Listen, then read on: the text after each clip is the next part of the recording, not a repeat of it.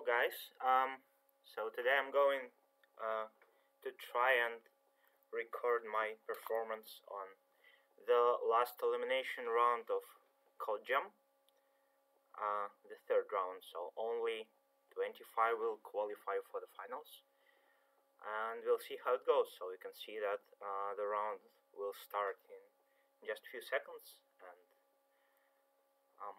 I'm going to try to explain if I come up with anything. We'll see how it goes. Okay, good luck to me and everyone. So yeah, the problem A, cannot see the scores yet for some reason. Oh, I can. Alright.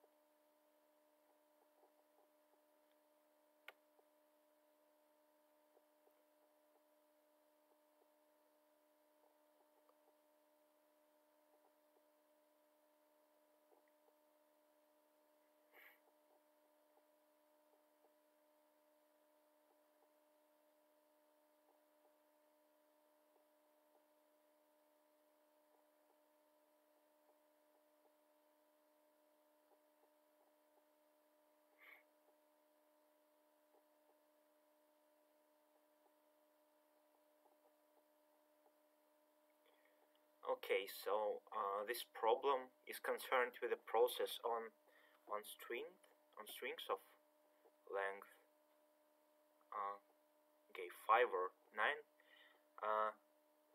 So there is a process when string is evolving into other strings, and we have to determine how many original strings there could be for a given string. We know that several steps may have been taken from the original string. Okay. So I'll probably think to myself for time being, and maybe I'll tell you later if I come up with anything. Turn the mic off for now, if I can. Not sure.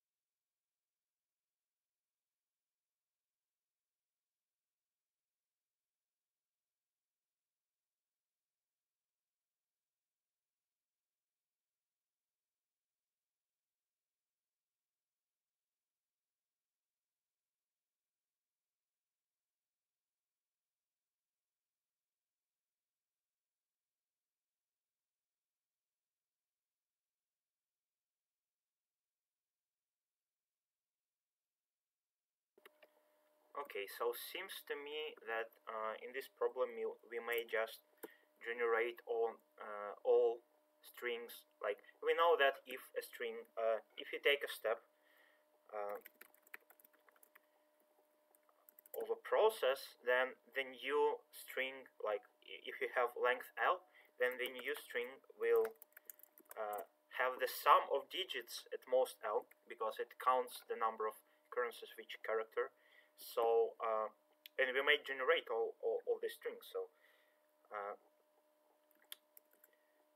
and then it's easy. It's there. Like I've calculated that there is a small number of those strings, so we may have a chance.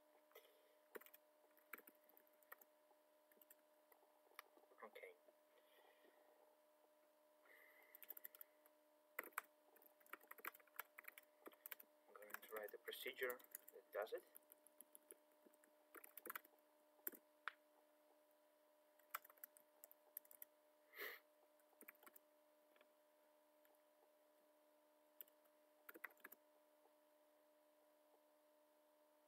Okay.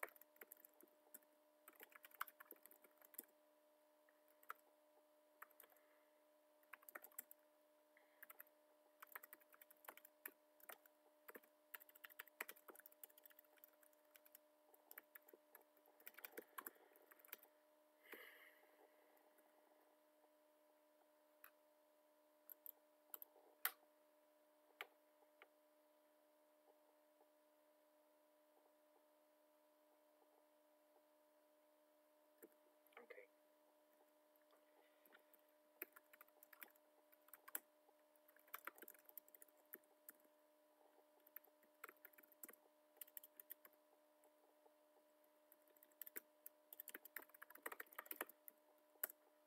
I believe this should work even if I write it not very efficiently.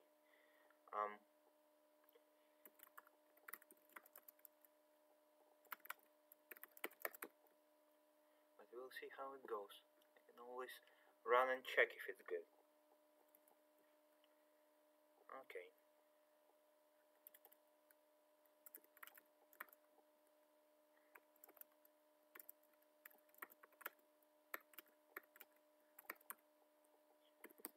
Right. So,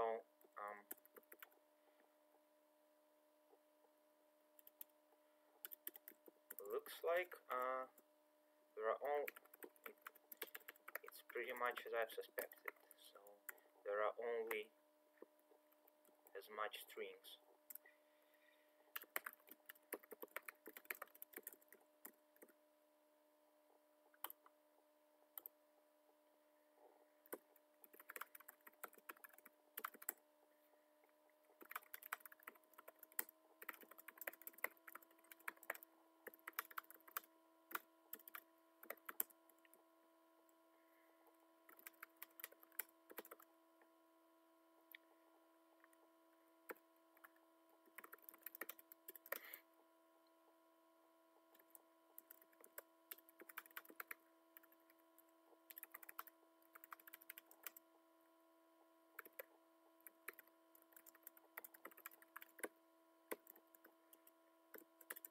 So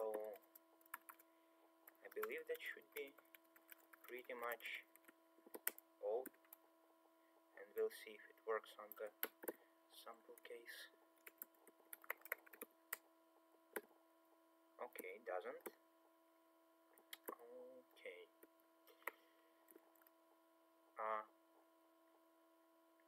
Okay, that's probably because I've messed up. I've counted something slightly different. Or did I? So no, I believe that should be good. Okay, I've messed something up.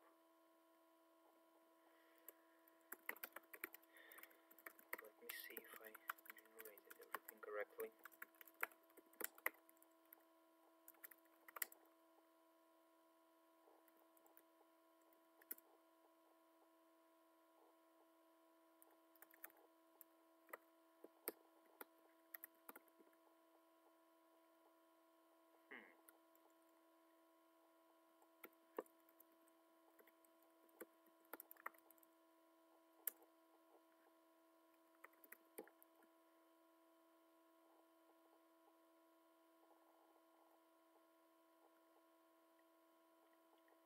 that looks fine by me.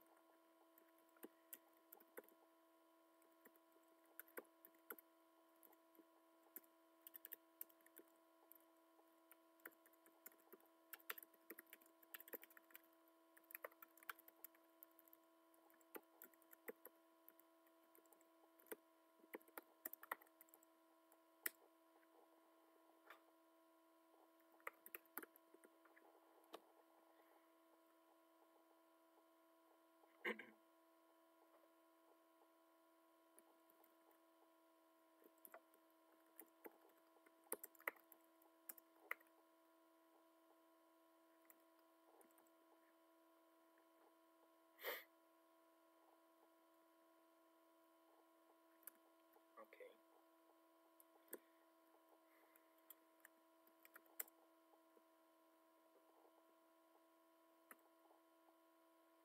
Oh, I see. No, no, no.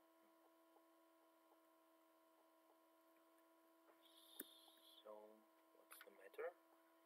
Okay. Yes, so we have to count.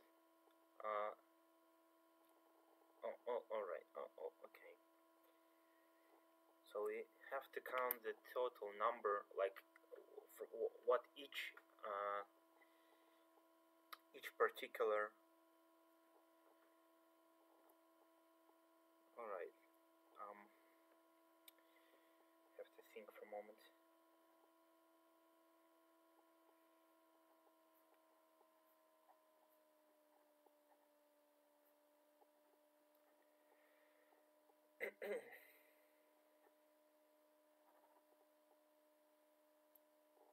Yeah. Okay.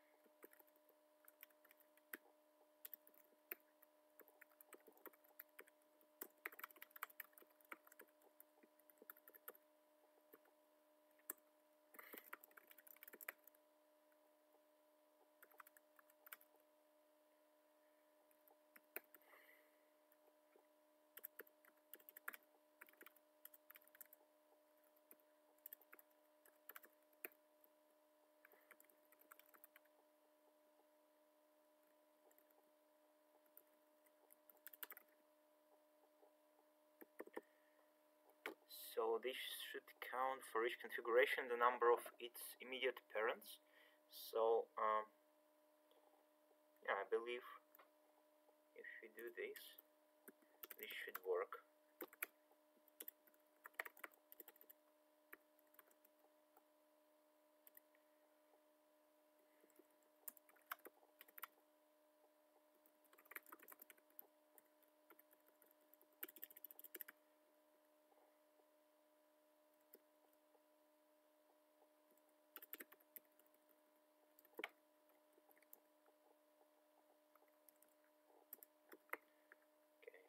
Comment out all the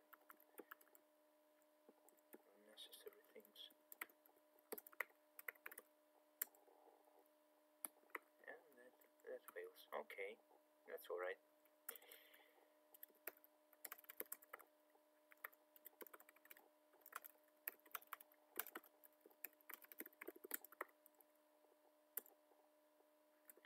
That seems to be slightly better, but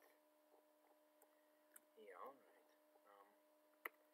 So if a configuration is an immediate parent of itself. This seems to be a problem. Alright.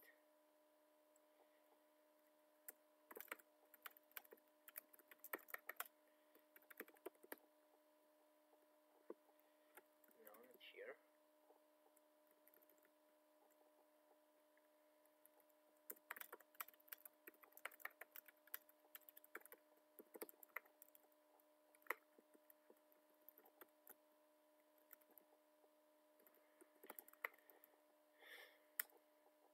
Well, that works, but yeah, I'm not sure if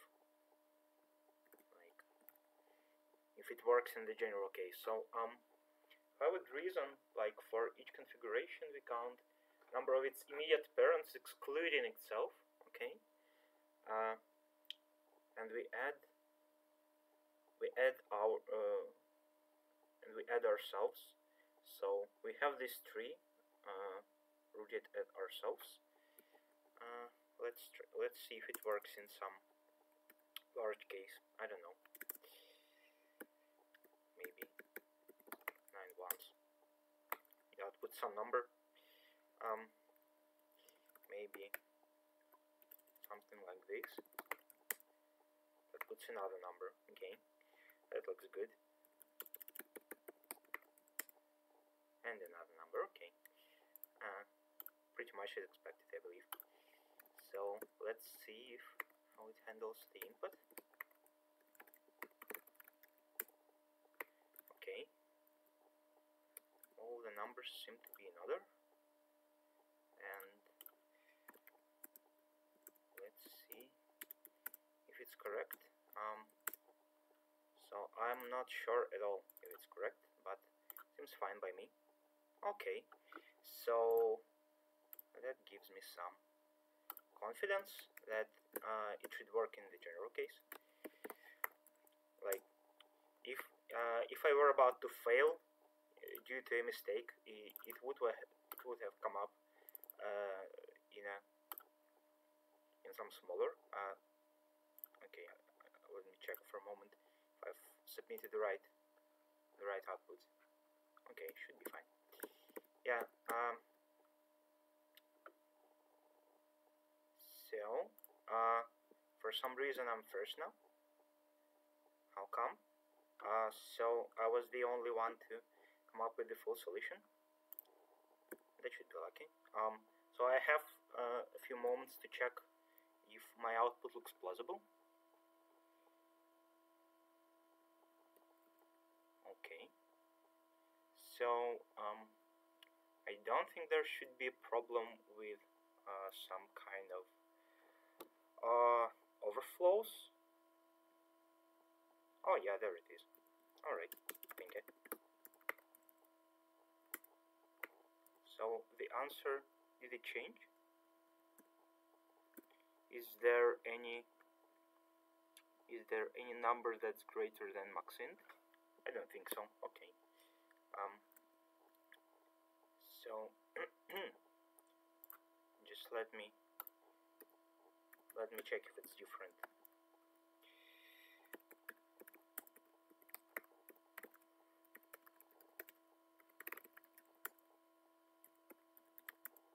No, it's not. Okay. No point in resubmitting. So yeah, that looks good from my perspective. Yeah. Okay. So I'm pretty confident, and I'm going to work on the next problem. Alright.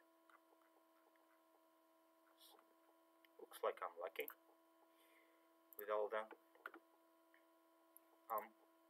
I'm not really sure if the scoreboard is working properly because it shows 9 attempts here, and so the guys that submitted should be up there, but never mind that.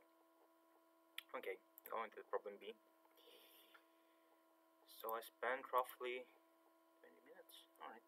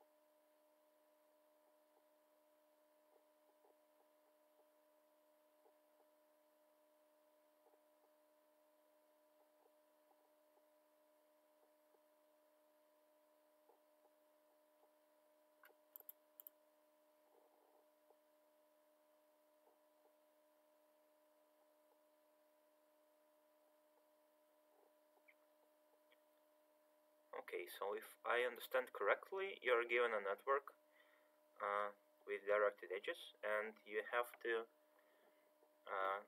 you have to assign weights to all edges so that the result is a correct network flow, which is circulation in this case, because we don't have any sources or sinks, and we also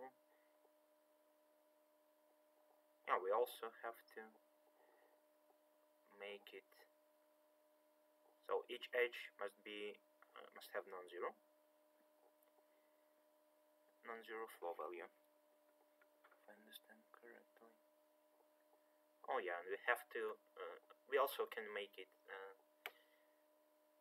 come the other way. All right. Okay.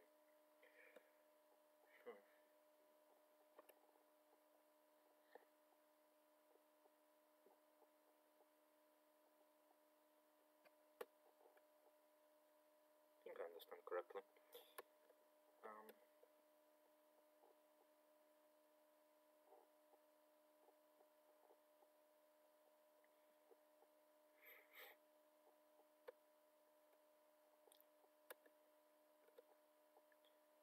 Okay, so first idea is to look at the graph as an undirected graph, and then if you have a vertex of degree 1, then it's impossible to do anything because this vertex will be disbalanced, but otherwise it should be possible to construct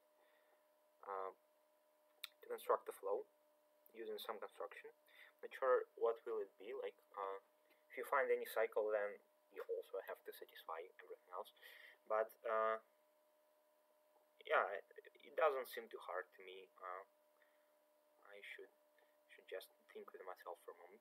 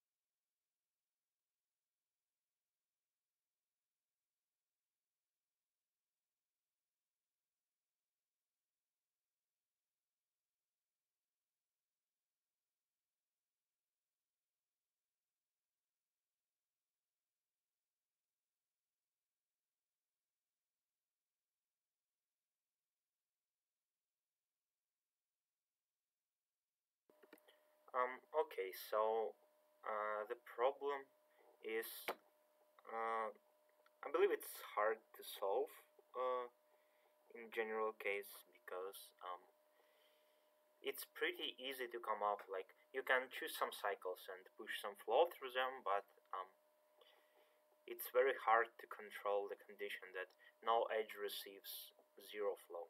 I'll probably skip the problem and see if I like the rest of the problems more than this. And also, no one got even the small instance of the problem accepted, so let's see what we get here.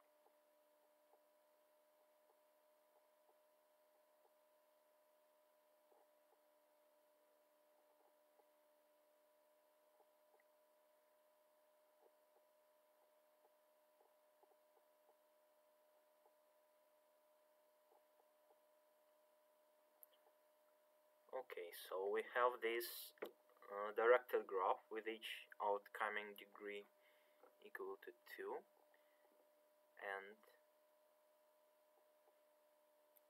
there are conditions on where we can start following each edge, and also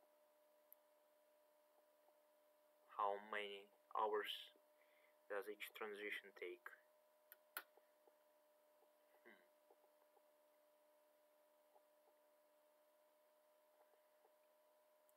And we want to find what is the shortest time we can spend to travel all the graph, all the edges, and return back to the starting vertex.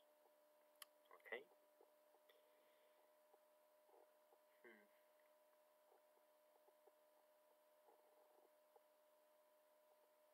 Yeah, and incoming degree is also 2. Obviously, otherwise we couldn't do anything. We couldn't travel everything. Alright.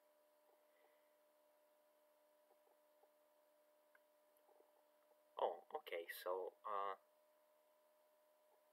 each trip, each edge can be traversed like starting certain hour of a day, and the days are obviously looped. So we can start following each edge once every period of 24 hours. Okay. So this looks like the classic Euler and Tor of a graph, but with some additional restrictions, and also it has to be shortest in a certain sense. So it probably borrows some ideas from the classical algorithm. I will have to think with myself for some time.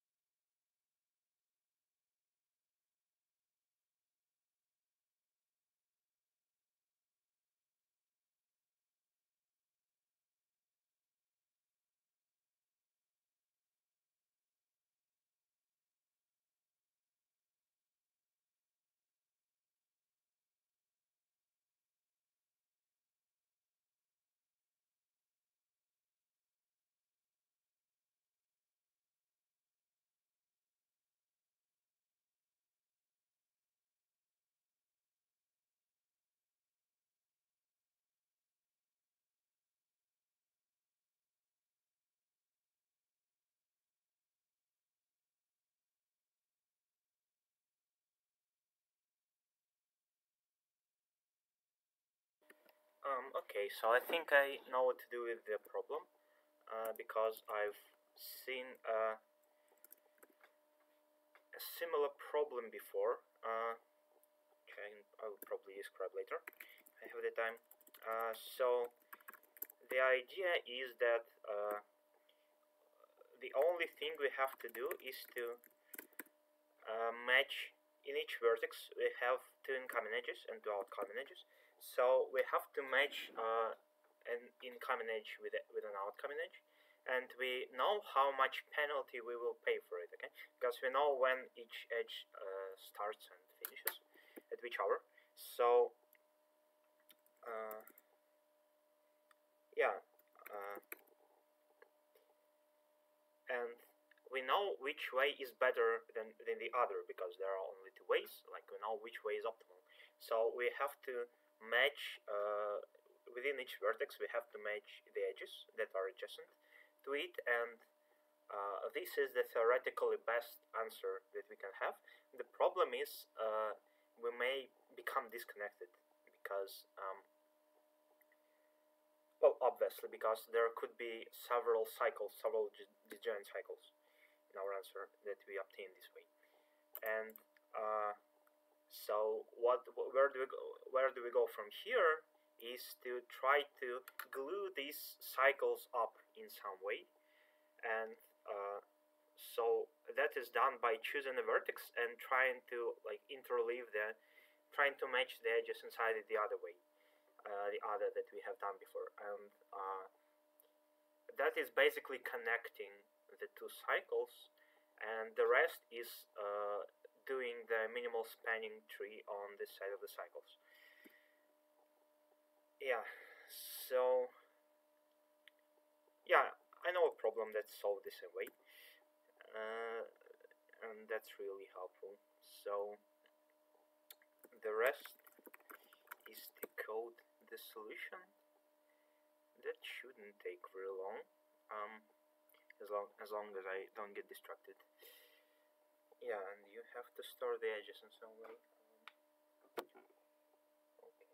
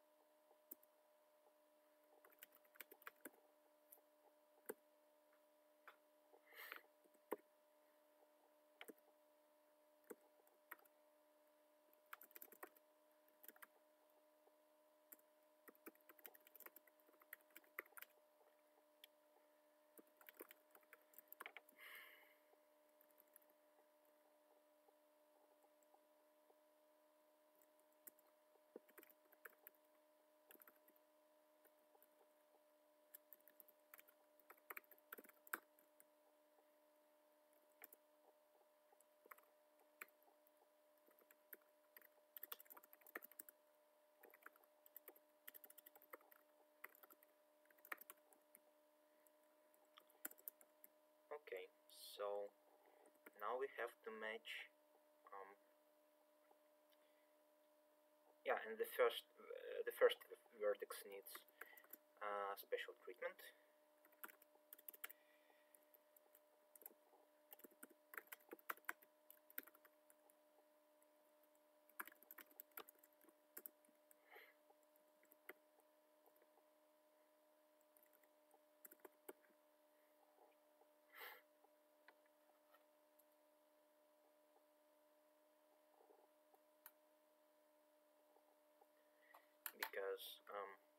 only match one pair of edges and the other is kind of fixed.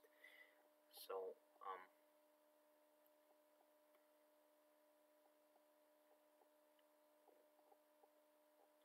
we will assume that the first edge is the start and the other is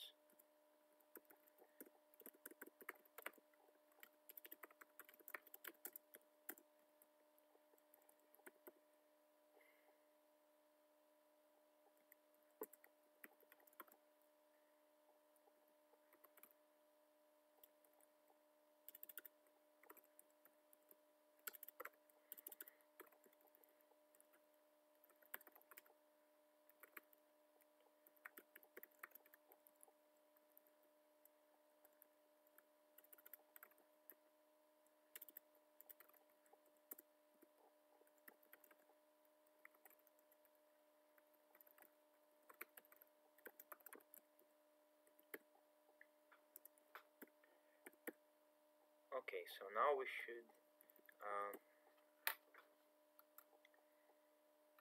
build the cycles.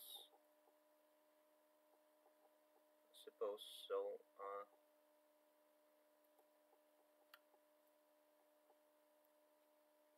Yeah, so we're choosing the starting edge. Then we have to follow until we come back to the edge that we've started at. So let's see if we can do that.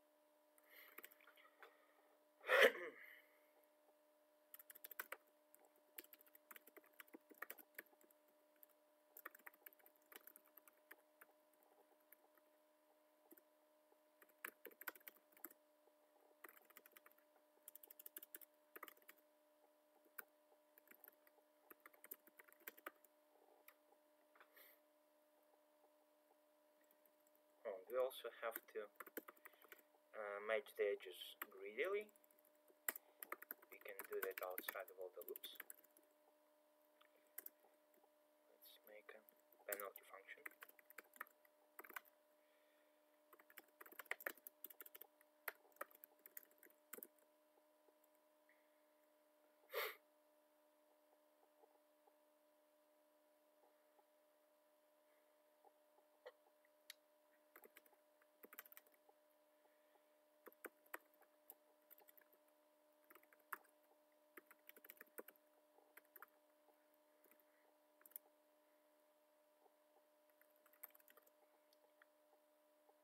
So this should be just the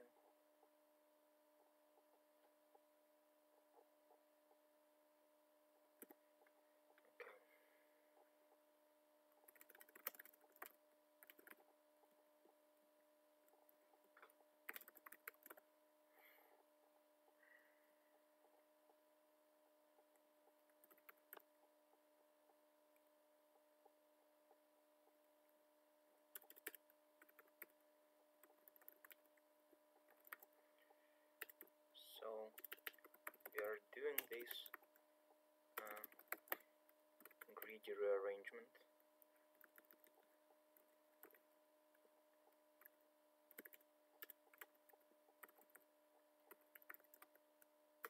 Which I'm going to do pretty straightforwardly.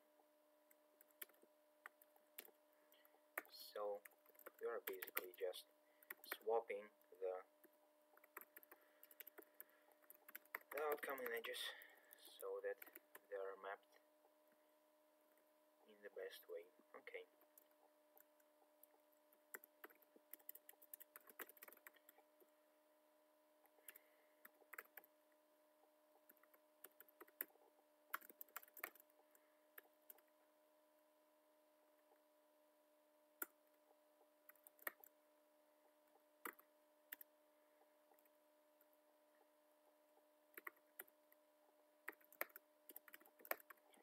Okay, that should do it. So we now know how the how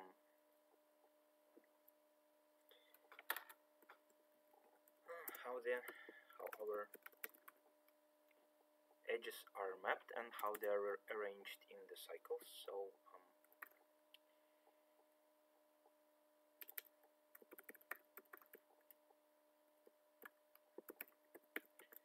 that's the initial waiting time.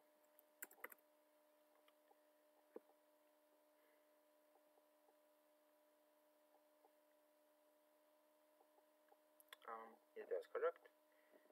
So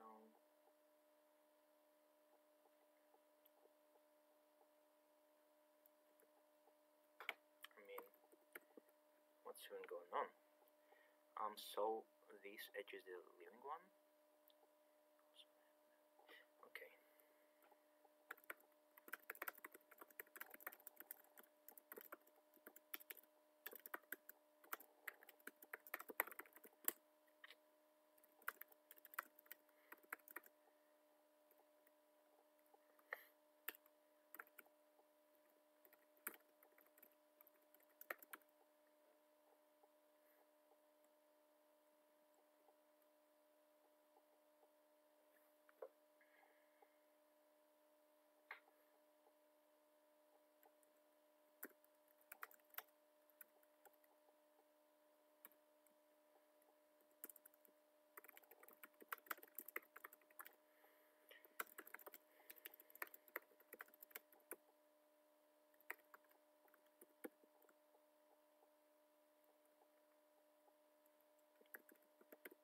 Okay.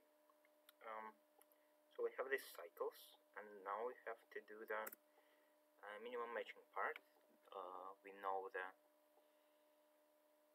number of cycles. We know the total cost that's not regarding to the matching.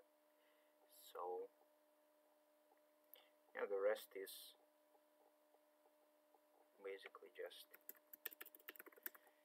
simple.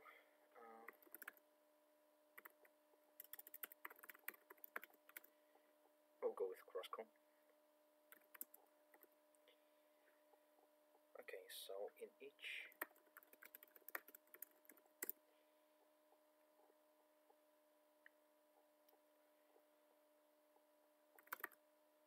vertex, except for the first, we can try to do the matching part. Okay.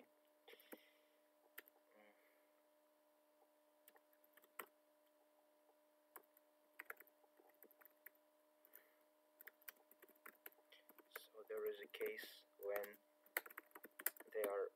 the edges are already in the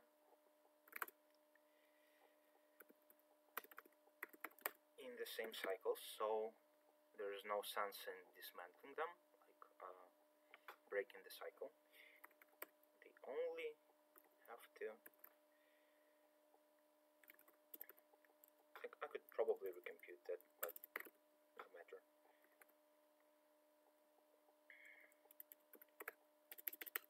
So we are seeing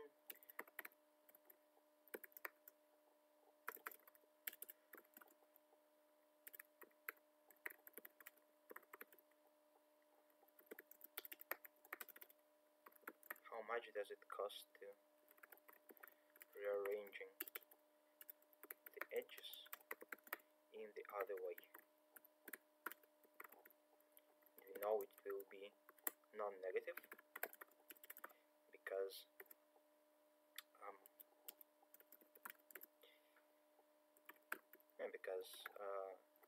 otherwise our grading matching was incorrect. Alright, that should do it.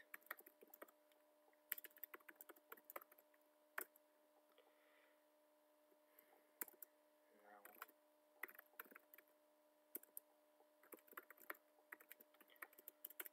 cross-call needs the disjoint set union structure, so I'm going with it.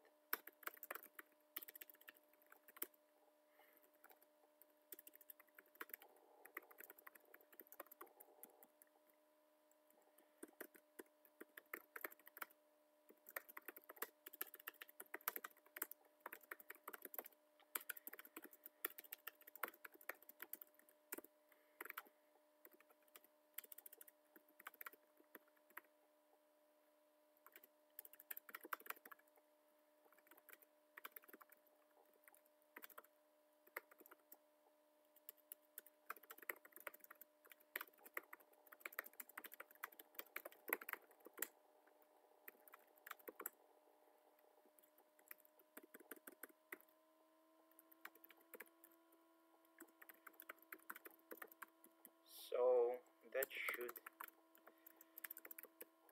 be all with finding the answer, but we also have to clean everything from what we've done here, which is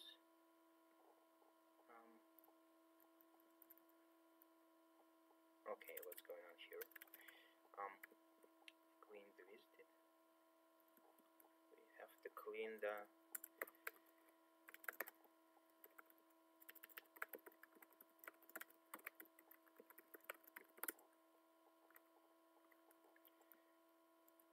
vectors that we've used for storing the incoming and outcoming edges. Okay.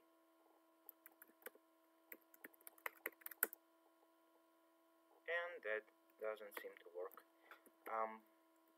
Not sure why, but because the defense doesn't work, obviously. Okay.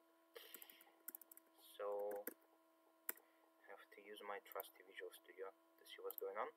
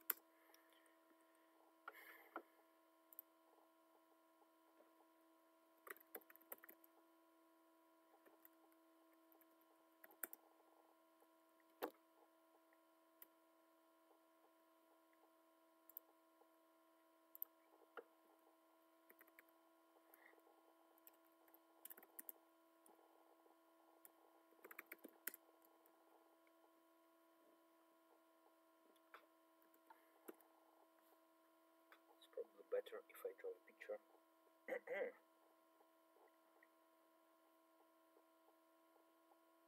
Well, obviously you can see it. Sorry.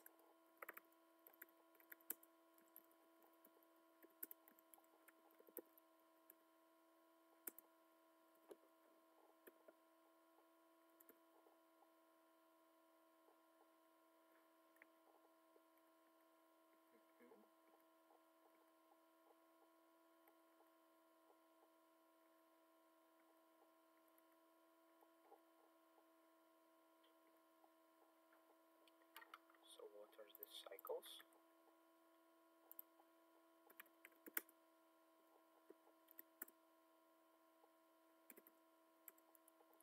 Seems to me like it's one large cycle.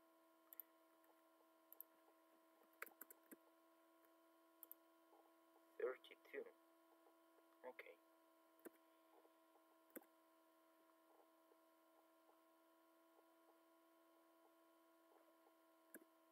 And here we have the answer with 17.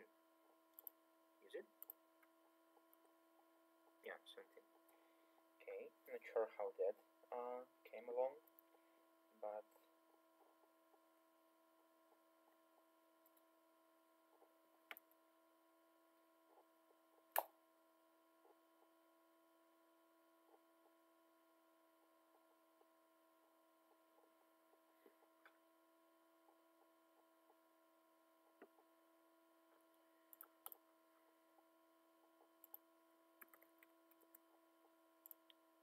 oh, that makes sense. I've never counted anywhere for the penalty.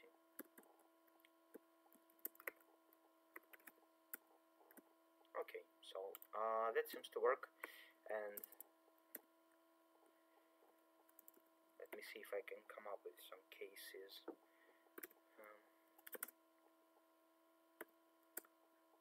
where we can, well,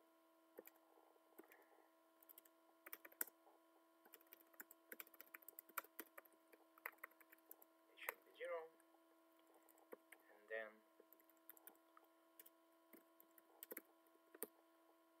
this should be probably 47. Okay, this looks good. Probably go for the small subproblem.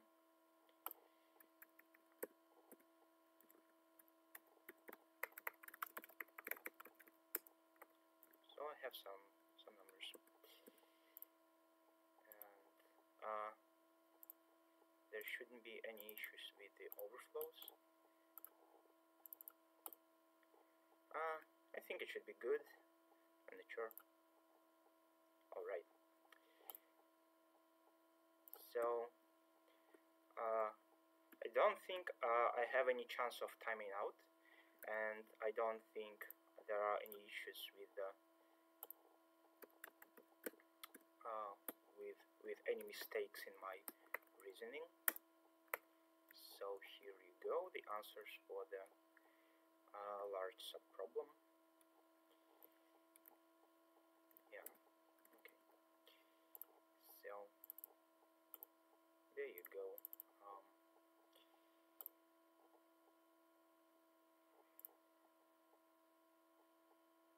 This is the answer, right?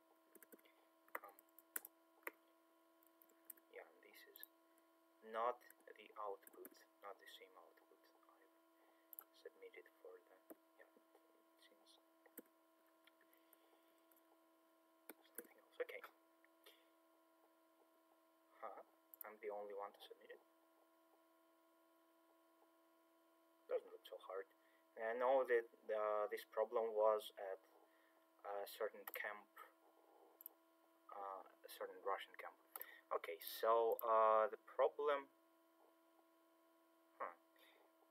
let's see. So the question is whether to solve the second problem to the full, or to solve the small instance of the last problem, which I think I will be able to do anyway, even if I am left with a short amount of time. So I will go with the second problem, and yeah, I think I need some more time to come up with some constructions. So I'll leave you one more time.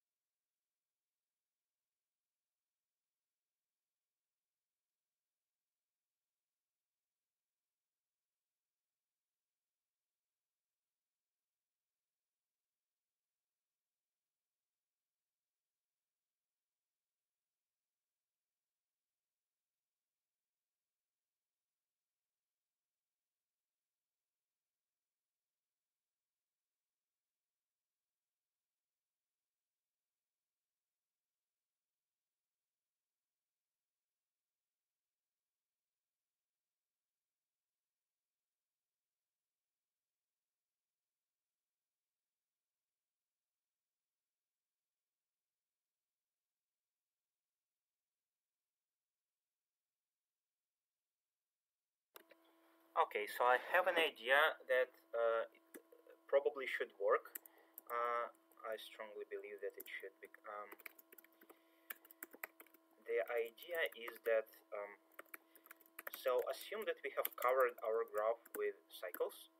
We view it as an undirected graph, and yeah, so if we've covered the cycle and we have chosen a certain amount of flow to travel along each cycle, this should work unless there is an edge that so that the sum of flow of passing through this edge is exactly zero. That is a bad event. So how to come up with the set of flow values that we should choose? I would go with choosing random values for these values of flow, because like well, when we have several values, when we have a single value, it has a small probability of well of the sum being exactly zero, and we also can choose it several times until we have suitable values of all flows. I'm not exactly confident like 100% that this should work with high probability. It seems to me, but after I've written the solution, I'll go on and check if that's true. Yeah, and if not, I'll have to go with something else, I guess. So, I don't have much time, so I'll have to concentrate on writing the code. So I'll leave you for the time being and return when I submit.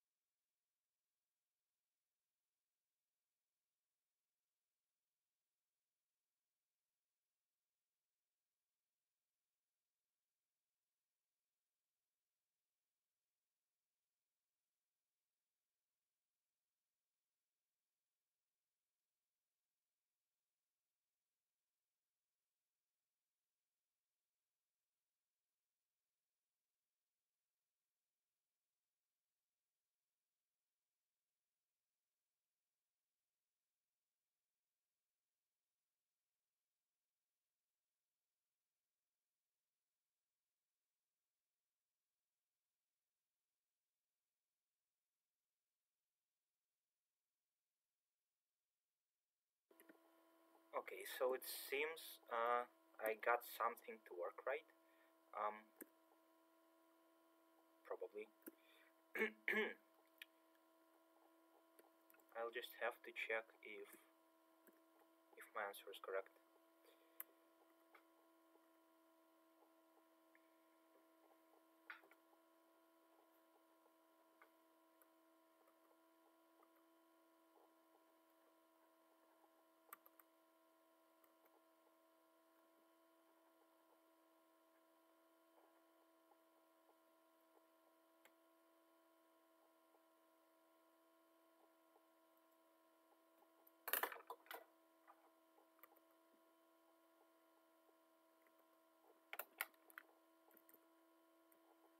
Okay. That looks better.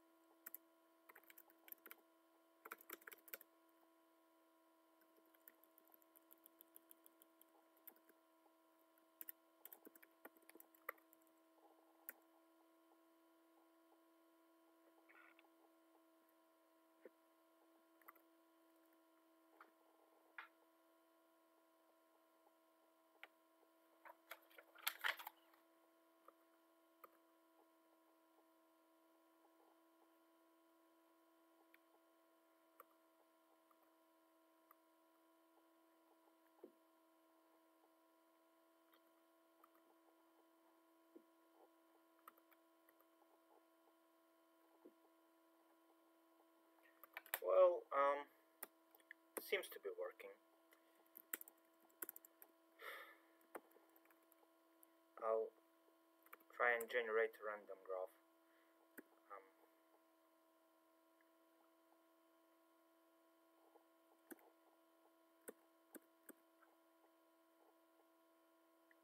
I'm not sure. Like,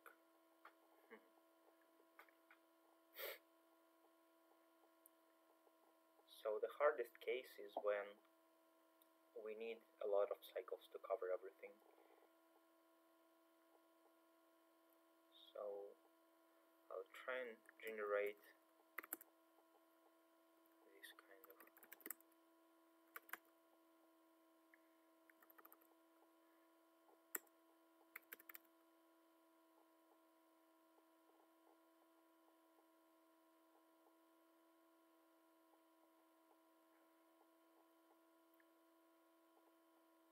okay.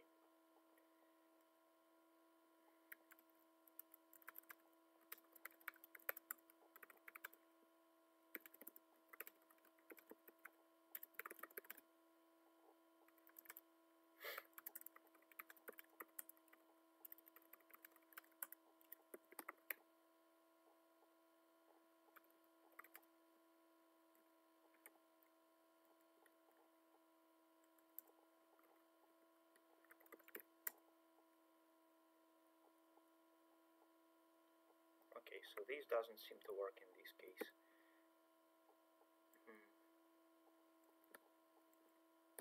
Or maybe I didn't recompile. And it says impossible for some case, I guess, because I didn't print N and M. Okay, now that seems to work. Yeah, so I'm fairly sure this should work.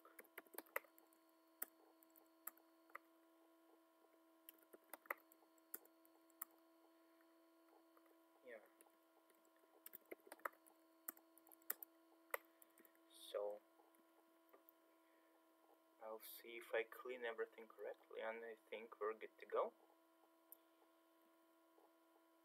Alright. So I'll try and solve the small subproblem first.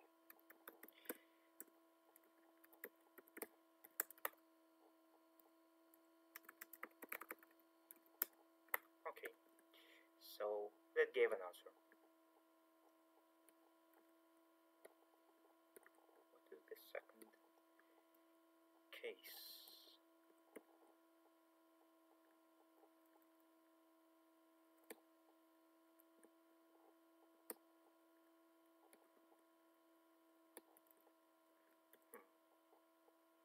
see.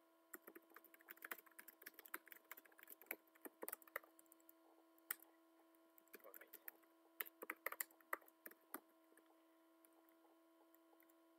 Yeah, I was scared by looking at this number 10 in the output, but because it could have exceeded. Oh well. Yeah, so that didn't work out. So I don't output any zeros in my answer, but still it is incorrect for some reason, and I'm not sure why it's that. So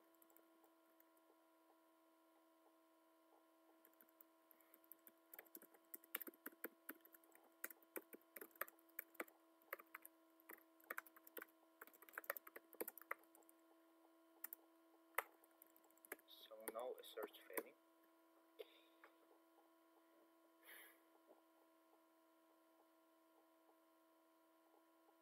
Yeah, I'm not sure what doesn't work. Not sure what's wrong.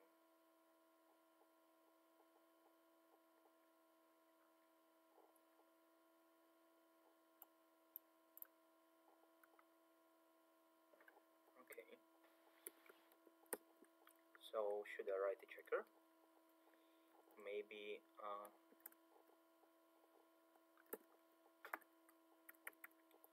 maybe there are some violations. Maybe. Huh. Okay. Okay.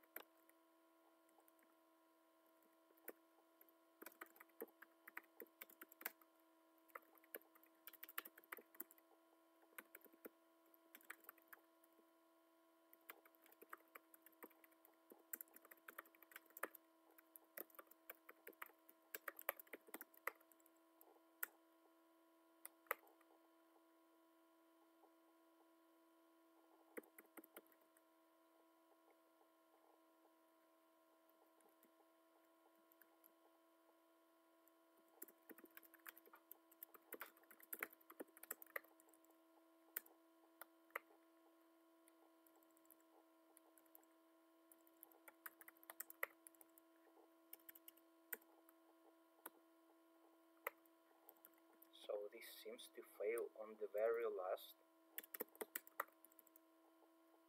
test case, I guess. Well, let's take a look at it.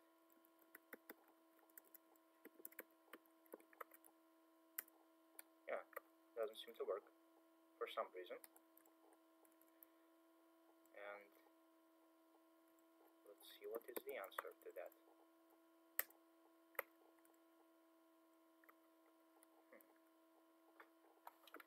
I'm not sure. I'm not sure how could that go wrong.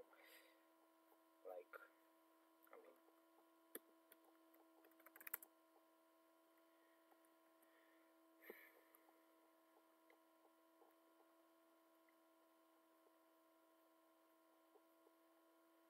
I'm going to check the balance manually.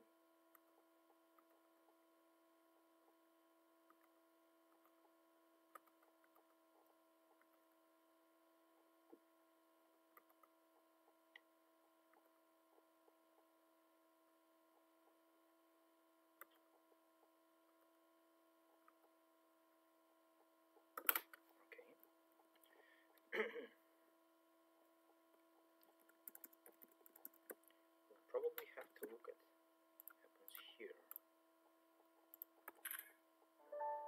Okay, I've done a screenshot. Bin jump. So there are 5 cycles. I mean 5. Really?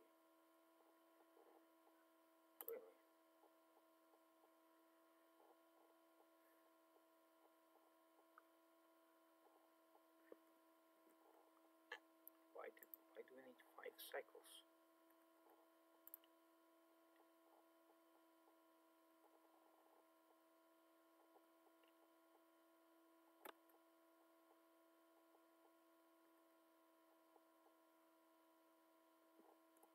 What is even going on?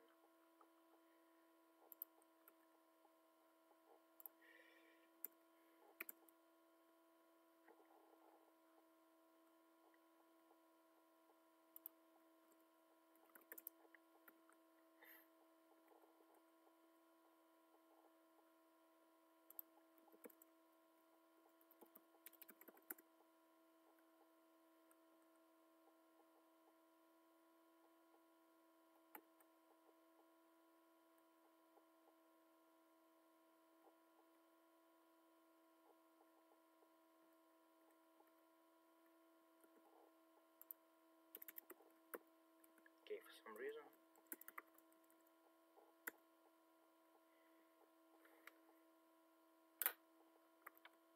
let's see if the balance is good after I've done this. No, it isn't.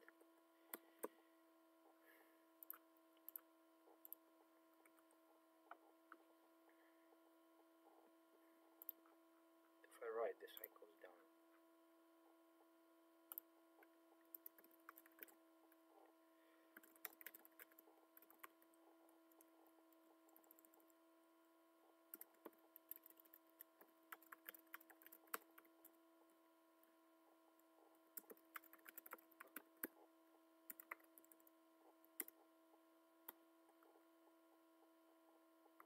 Sure.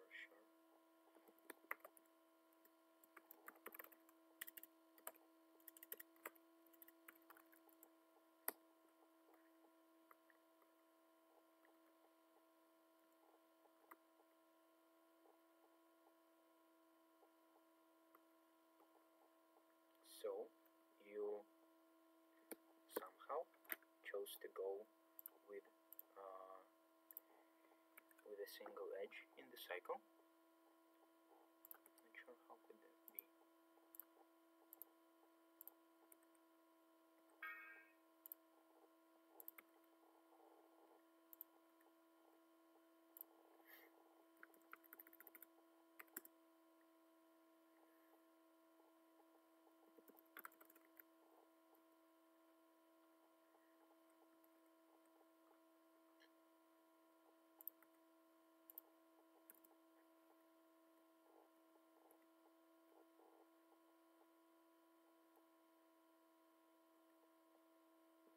Okay, maybe the assort has failed me.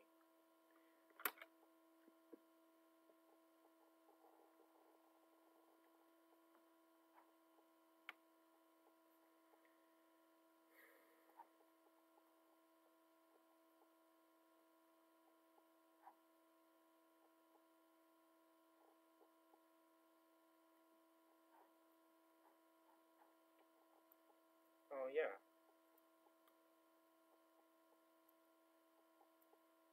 So my condition was wrong.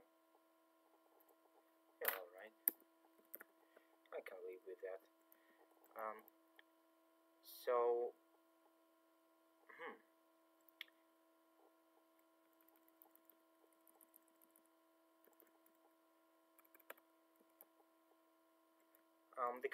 my condition for chicken impossible was too weak, because if we have a breach in our graph, then it's still impossible to do anything, obviously. So that it doesn't lie on basically any cycle, right?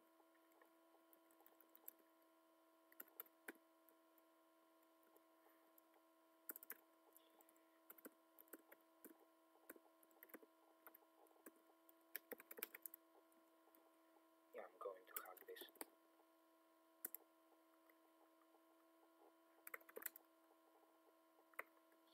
Impossible. Alright.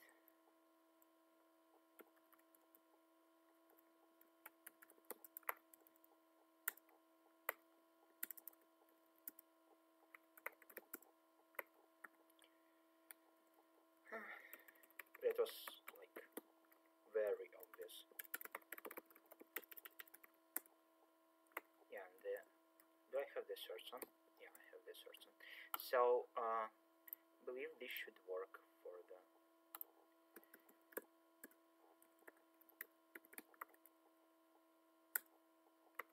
so now a search failing, and we have slightly more impossibles that we did, but yeah, that should work. Okay. So this is basically checking for bridges in the graph in n squared time, but don't really care about that. Okay, so this works a bit too long, and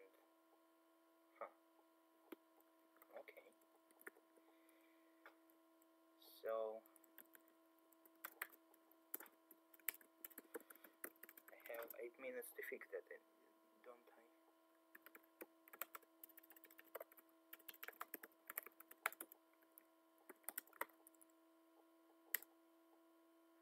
Wow.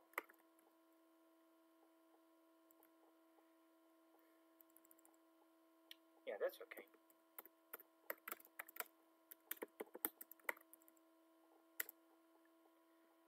So yeah,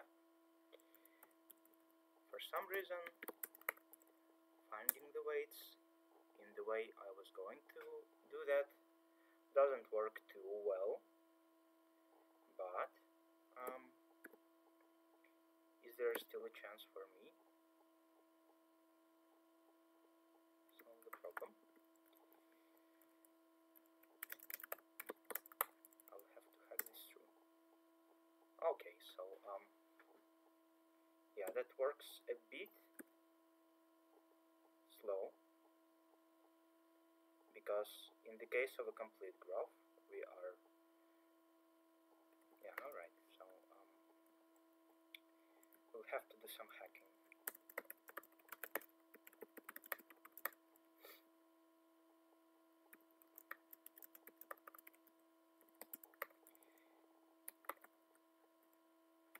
Like, if the configuration of the edges is very slightly incorrect, then okay, I need to shut up probably. This doesn't look very good at all.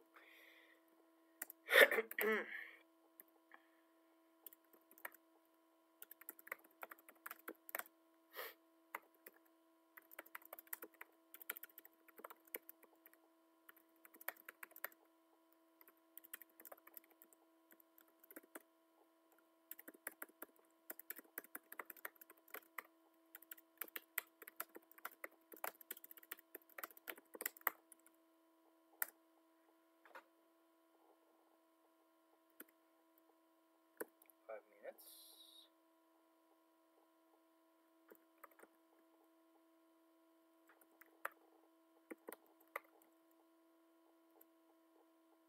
Alright. Okay. Ooh. That was close.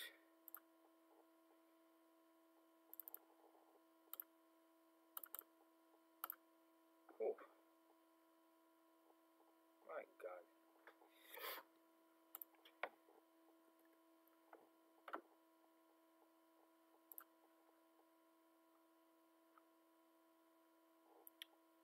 Yeah, so this should work with all the sorts I've placed.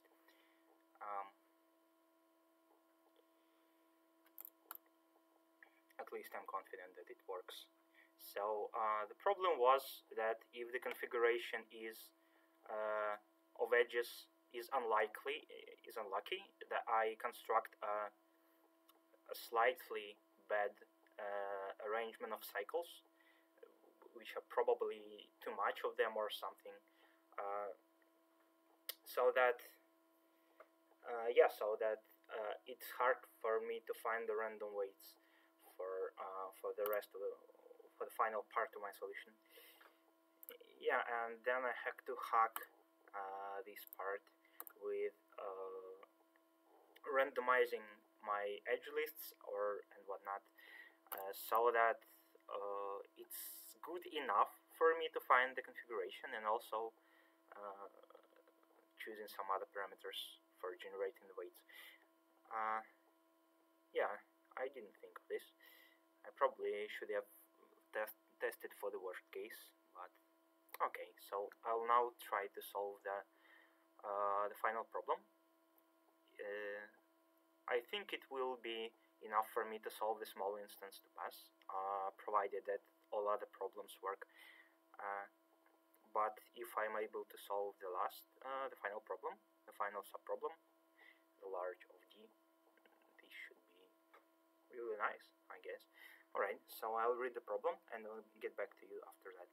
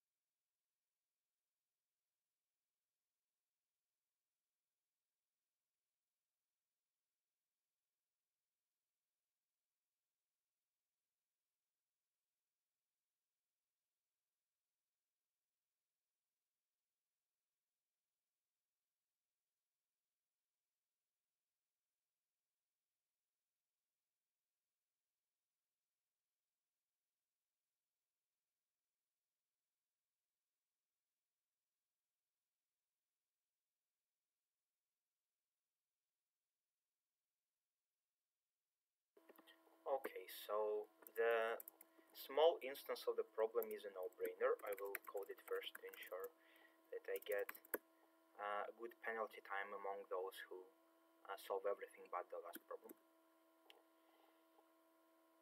Yeah, okay.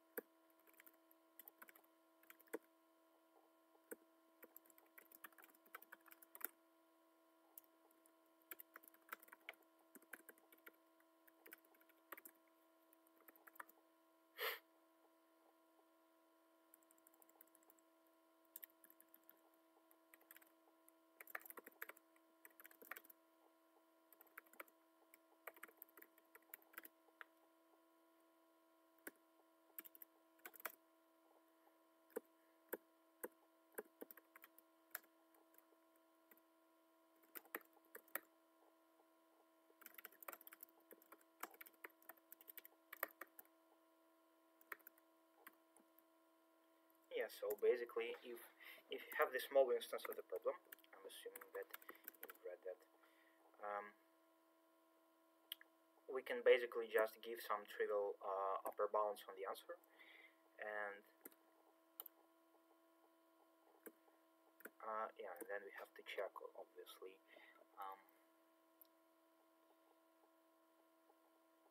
Yeah, so we probably have to store this.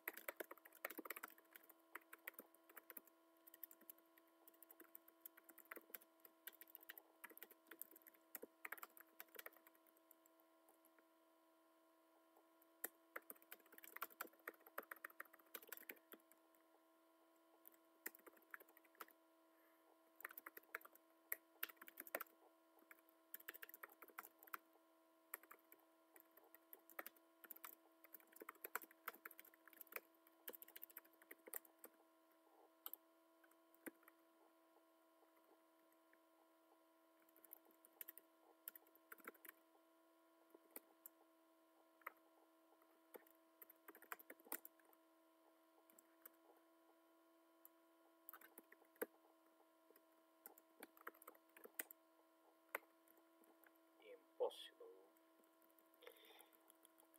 Okay.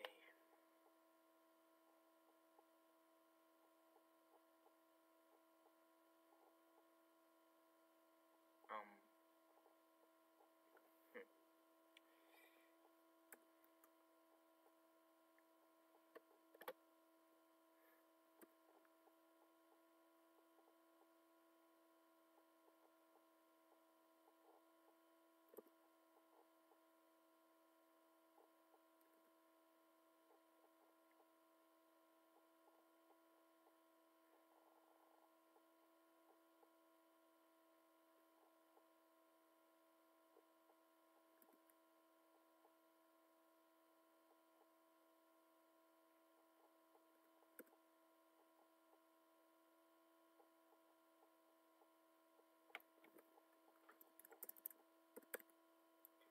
For some reason, my okay. I'm not sure why it is even there. Still doesn't work, but hey.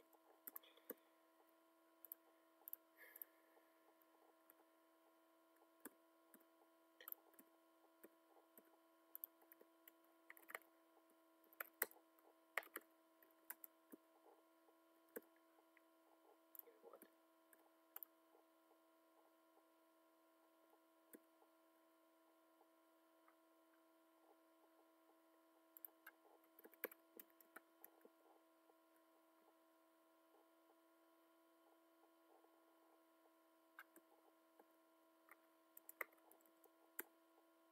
Okay.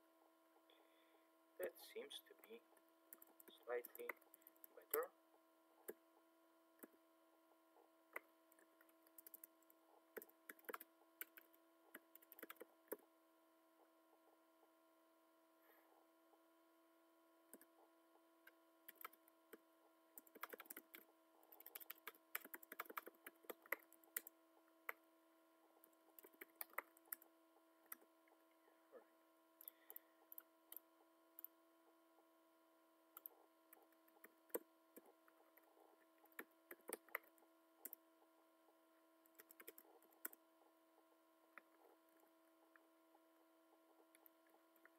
So nothing like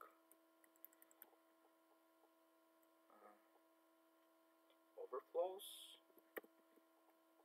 The modula seems to be right. Alright. Have to submit the right file, of course. Okay. So this point I'm pretty confident that I'll advance if obviously no larger instances will fail me. So might as well go on and try to solve the hard instance, which seems really nasty to me. So the problem is about like you have to choose some numbers, you have to place them in a grid, which is in the large instance very large, basically 10 to the 10th each dimension. So you have several constraints first. There are some given values in some cells, and then there is also a constraint that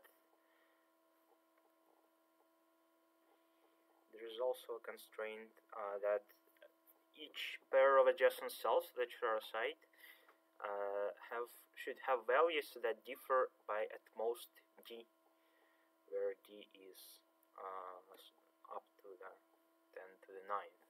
So since we have at least one provided value, then you can't have infinitely large values in your cells, and you have to maximize the total values,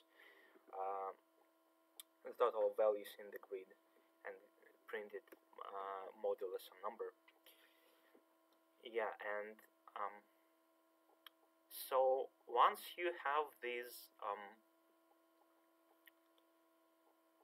large grid, So the solution to this small problem is to basically, if you have a fixed value, then it gives an upper bound on all the other values. Like if you placed x to a cell, then its adjacent values should be at most x plus d, and then the second layer should be at most x plus 2d, and so on.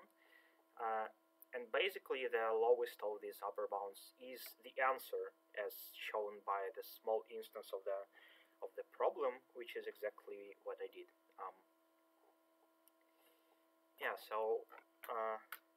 You could find it trivially in the small instance of the problem because the constraints were very low. And so if you have large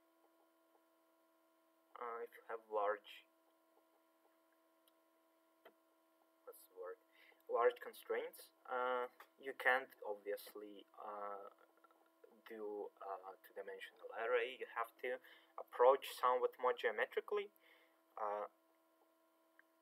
and basically each point has a region around it, so that it provides the exact value of, like, its lower bound is the exact value, and you have to build these regions like geometrically. This kind of resembles the Voronoi diagram construction, and since there are at most 200 points in this grid, then there's hope that you don't have to build in the most efficient way, but still, like, even if you have 2 points, you have to consider what is the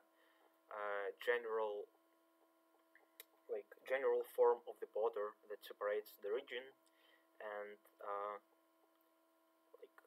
this is pretty much the kind of shifted variant of the Voronoi diagram, and the separators of the regions in this case are not too nice to look at. They are kind of I don't know. There are some. They consist of several straight lines. Not too nice. And in the case where there are lots of points, and you also have, like, for each region, even if you determine its border, it may be non-convex, and you have to sum up all the numbers inside it, which are some look like geometrical progression. Arithmetic progression, sorry. So you have to sum these numbers efficiently somehow.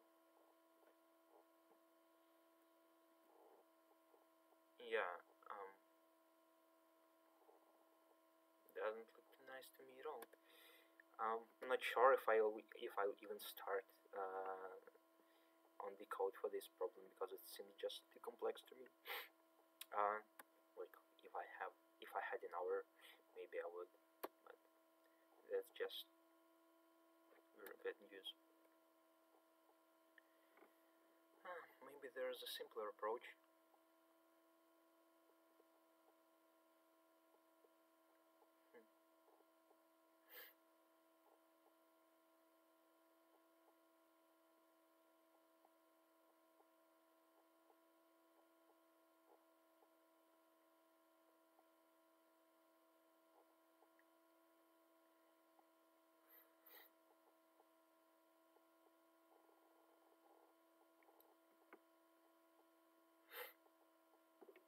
Well, I'm pretty sure that if everything works for me regarding the large submissions, that will be enough to pass to the finals, and I can't exactly do anything about the correctness of my submissions at this point.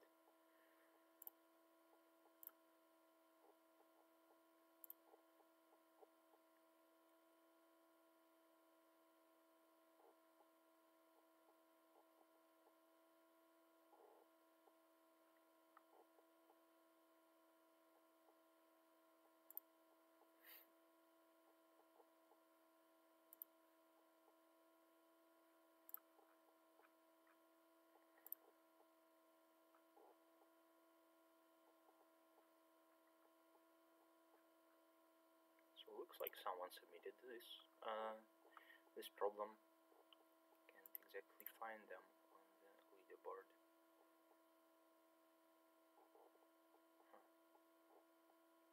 Interesting.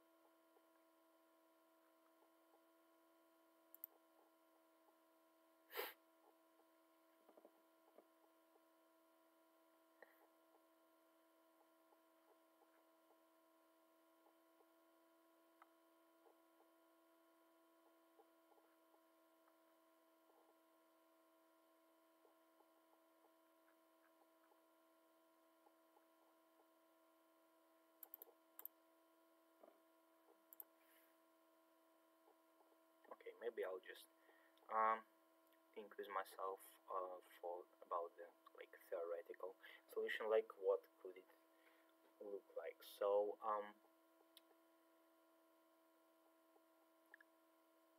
what is the region what is the region that separates 2 points with respect to what is basically Manhattan metric, right? Or L1 metric.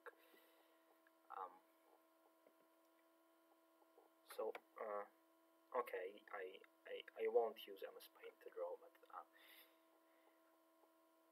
there are 3 segments to it. So if the points are on the same x or y line, it's just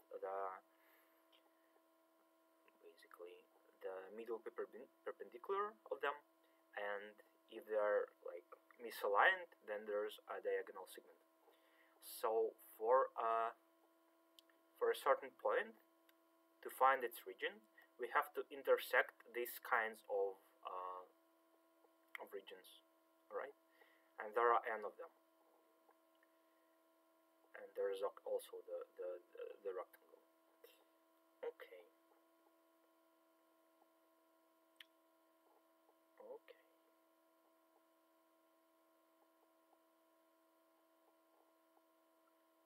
So it makes sense to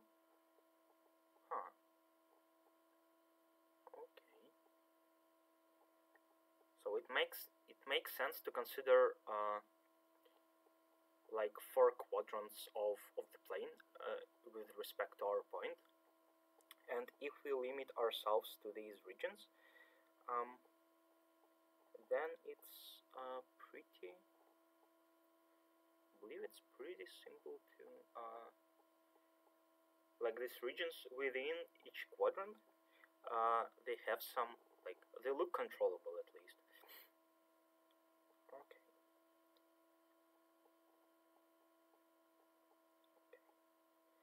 So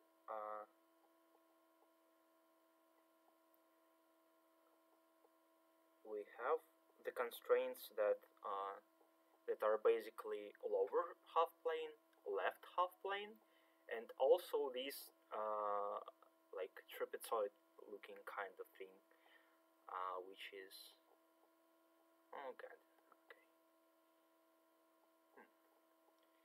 Man, I wish I had 20 more minutes. I might go for that. Still.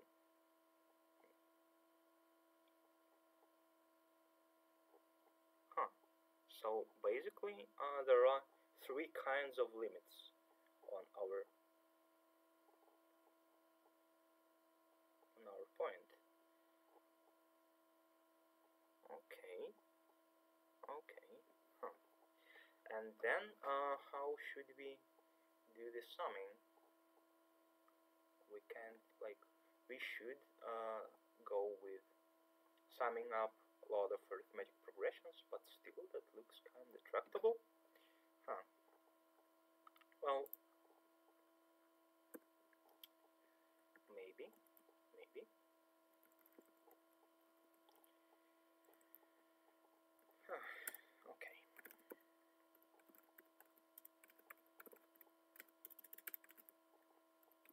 At least this thing was right.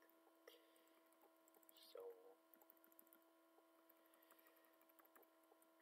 first of all, we should probably check if there is no conflict between the points, and that is when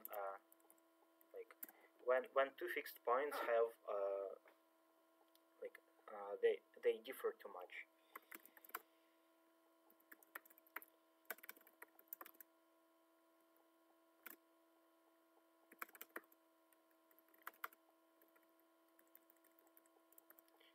Their values.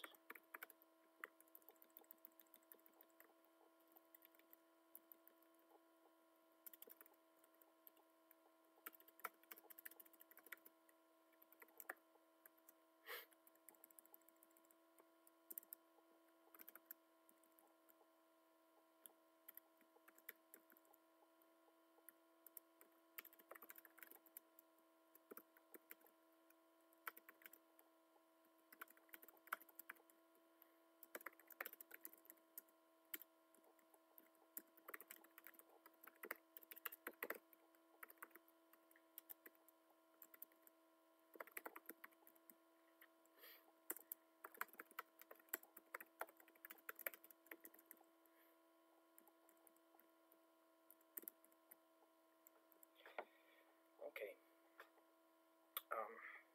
So to have any chance of submitting the last problem, I have to turn off the sound and concentrate. So I'll get back to you at the end of the contest.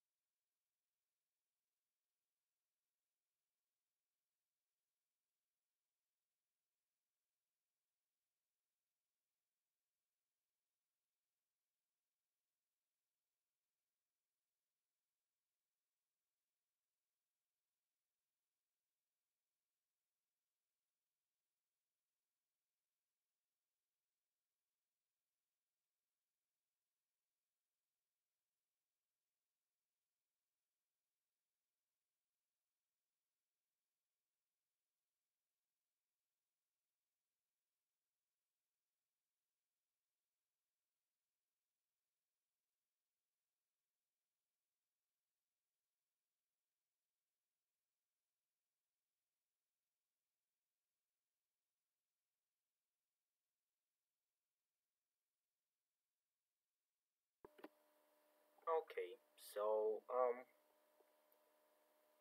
I've drawn some pictures, and it looks to me that the solution is a bit more complicated than I was initially thinking.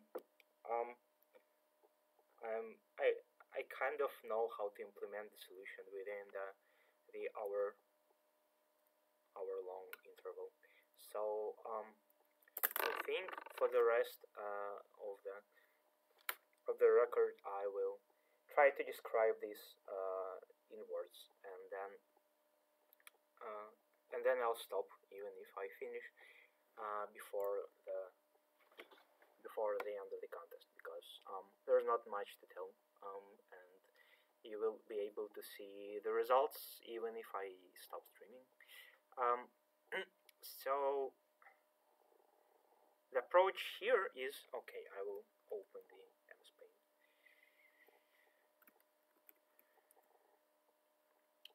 So the approach here is that so we have a point, okay, oh my god, and so we have to find a region around this point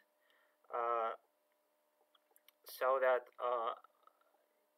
the upper bounds provided by this point, point I. Okay, I immediately regret the decision. So the upper bounds provided by this point I, as I told before, are better than anyone else's. So the upper bound provided by the point I, which is the amount in the point I plus d times the Manhattan distance. So so this kind of thing. Okay. So this is the upper bound on a point with coordinates, say x and y. Its value can be higher than that. Well, obviously. So we have to find this region, and so how does it look like if we had only 2 points? So assume they, first of all, if they're on the same y line, okay? So the separating region is just the middle perpendicular, okay? And the same goes if they are on the same horizontal line. But if they are slightly misaligned here, then one can see that the separator looks like there is a diagonal segment here that is kind of middle perpendicular, but directed diagonally. And then there are 2 axes going here and here. Well, badly drawn, but you get the picture. Okay, so we want to concern ourselves at, and yeah, if we have more of these points, so if there is, for example, another point, then we have another region here. So our region is this intersection, okay? So we have to be to the correct side of both separators. And it can look very complicated, as we can see, but we can concern ourselves only what happens if we are constrained to this quadrant, okay, with respect to our point. So what is the intersection of the quadrant with our regions, with our intersection region? Okay, so inside this quadrant, there are several types of constraints which other points can impose on us. So in this case, as you can see, the constraint looks like first a diagonal line which starts exactly at our vertical side of the quadrant. So it goes slightly diagonal at 45 degrees, and then it proceeds horizontally. Okay, if that is the case, if the point is can I draw a... I mean, I would like to draw a diagonal line. So if the point is to the top of this 45-degree line, then this is what happens. If we have a point lower, then we have kind of the opposite case. So we start diagonally here, and then we proceed vertically to the top. Okay. And then there are some other cases if the points are outside of our quadrant, but they also look like horizontal or vertical lines. Okay, so we have to intersect these kinds of regions which kind of look more simple at this point because we are constrained to this quadrant. So inside our quadrant, with respect to our point, the intersection looks like a 45-degree line, then a horizontal segment, then a 45-degree line, then also a segment, then okay, can I draw it better? So, and then it may suddenly end with a vertical line, and we may also have this kind of horizontal line at the start. So this is the picture, and given our constraints with our lines, we can carefully calculate all the segments that can be imposed on us, and then carefully intersect them, which I would do probably by doing a scan line. And so at any coordinate x, we currently have several constraints intersecting this particular vertical line, which may be a horizontal line, or well, there may be several of them on different well, provided from different points, and also some diagonal constraints, and we have to choose the best of them.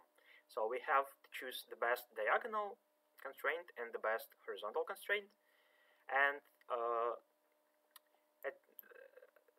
then we have to follow until one of them becomes better than the other. Okay, so at this point, for example, they will intersect, and we will have to follow with the diagonal constraint. And also there are some events of type some of the constraints get raised. Maybe. Okay. So we have to forget about some of the constraints, and we have to introduce some other constraints. So that can be done by supporting two sets of diagonal and horizontal constraints, and carefully processing on all events, which are an event like a constraint starts, a constraint finishes, and then diagonal constraints become better than the horizontal ones. Okay, and then when we go from one significant event to another, we have to find the sum of the numbers within some trapezoid or a rectangle. Okay, and we know how the numbers are changing within each within each of these regions. Like we know that within each column there is an arithmetic progression with the difference that we know, and they also change in slightly the same way from left to right.